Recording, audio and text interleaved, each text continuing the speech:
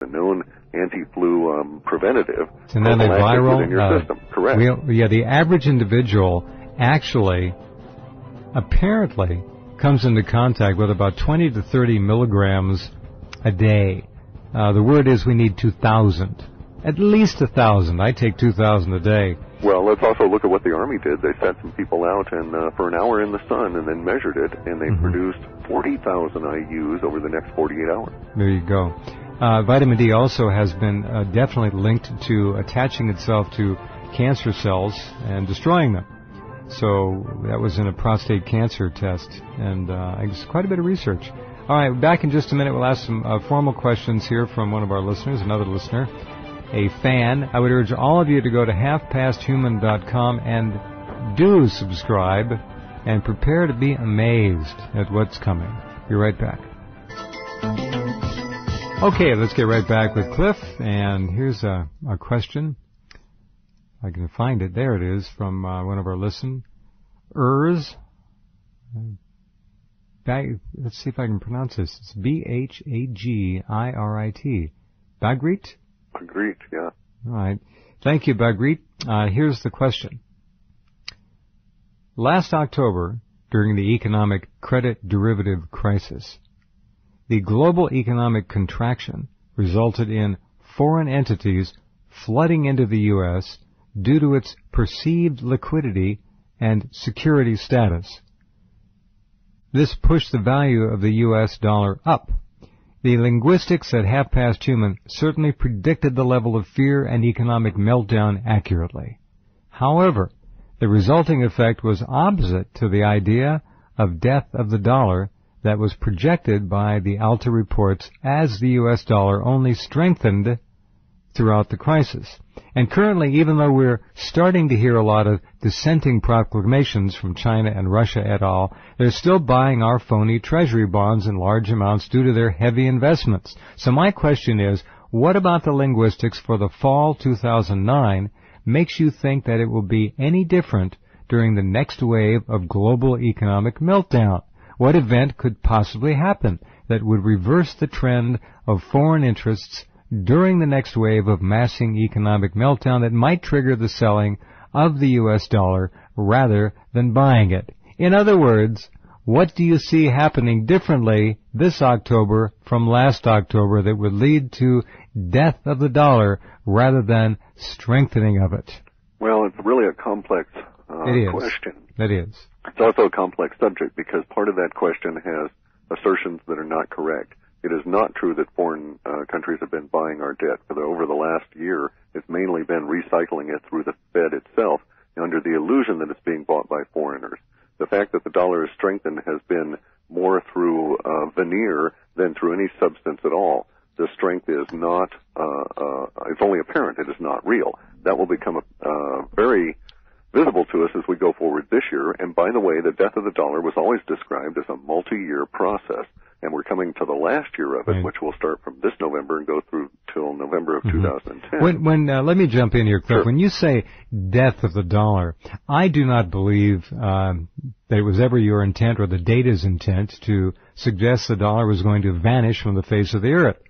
Correct. Not at all. And I don't think that's going to happen. I think the dollar is going to be around as a mainstay, if you will, of international currency finance markets for the foreseeable future. I disagree with that, actually. I think we'll continue to use it in the U.S. Okay. I think well, that's what I meant. I'm sorry. As a platform, the U.S. will use it. Let me elaborate a little bit more. Yeah. But on the international stage, we're on the same page. But from here at home, the dollar will remain the dollar. That's the way I see it.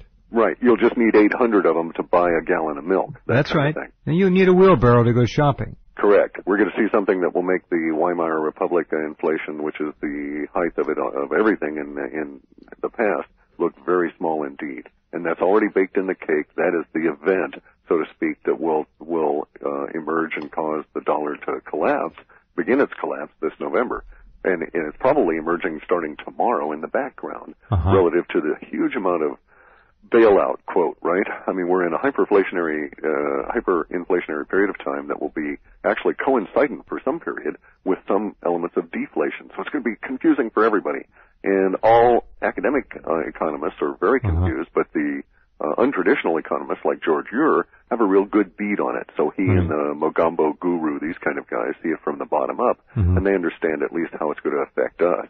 Well, the labels will be flying fast and furiously. What is it? And that's going to confuse a lot of people. But the dollar will, we Americans are still going to be using and trading in the dollar. I mean, that's just the way it's going to be. For at least another year. Correct. For at least another year. It may not last beyond November of 2010. And previous currencies in this country, we don't trade in Confederates or Continentals or private banking dollars the way, or even greenback dollars the way we used to. Greenback dollars actually refer to the dollars that existed before the 1890s. And were just adopted by the Fed to make it seem as though they had a long history with the dollar when in fact they created it in 1913.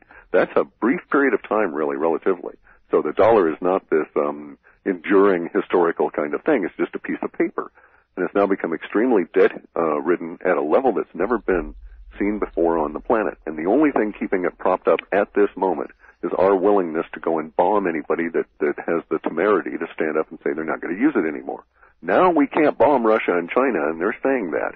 And now there was this big conference in Uzbekistan in which all these guys got together and denied the U.S. any entrance to it at all, and they discussed the future of the global world currency without the dollar. So the events are manifesting, the language is manifesting, and we've been talking about this since 2002, really.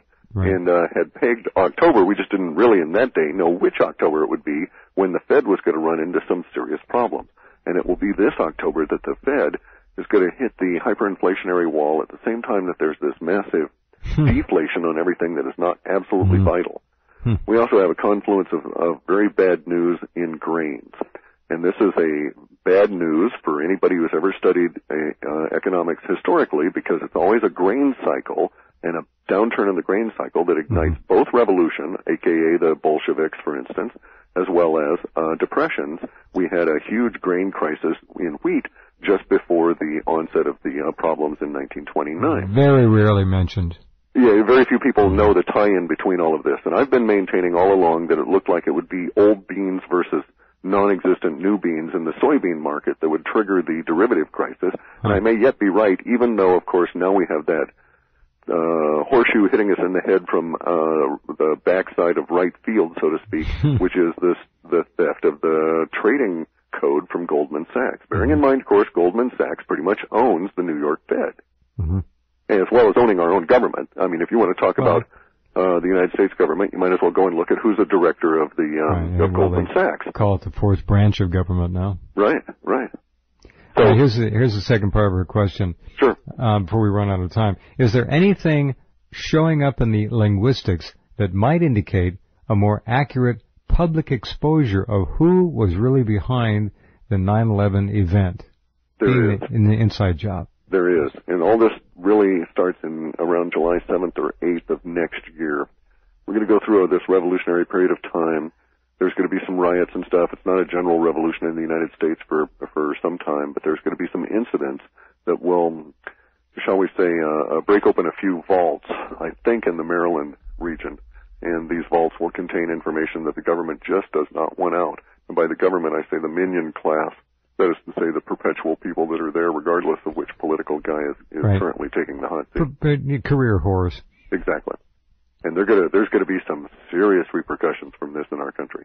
Very nasty, evil, ugly kind of repercussions. There's so many holes in the lie about 9/11 now. It's well, we now have proof that the Maine, it's the sinking in the Maine that started the Spanish-American War, was a rigged job by our own government.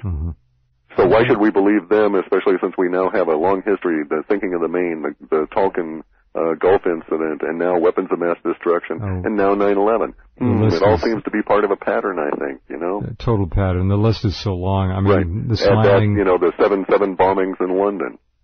The Madrid train bombings. Exactly. Every one of them. Look, the only terrorists out there, ladies and gentlemen, are intelligence agencies, for the most part, and the major players of this world confab called domination. correct. They're the ones behind the Mumbai massacre, the shootings in Tasmania. These are all orchestrated events. The terrorists are us. Yeah. It's not them. And if you notice, the teleprompter reader has given up they have abandoned the Bush axiom of GWOT, the global war on terror. They're not talking about that anymore. That semantic trick has been retired. Right. And even Fox News is retiring the use of the homicide bomber, trying to change it from suicide bomber, because they just did not like that image that someone would sacrifice themselves because we were so evil that they would blow themselves to bits just to get a little bit of a little piece of it.